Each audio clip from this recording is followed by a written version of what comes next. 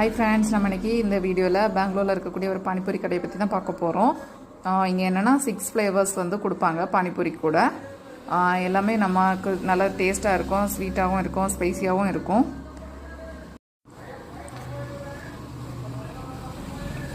இதில் வந்து என்ன ஃப்ளேவர்ஸ் எல்லாம்னா புதினா, கார்லிக், ரெகுலர்னு ஒன்று போட்டிருக்காங்க, இல்லாமல் ராஜ்வாடி, ஜல்ஜிரா இப்படின்னு மொத்தம் 6 ஃப்ளேவர்ஸ் கொடுக்குறாங்க.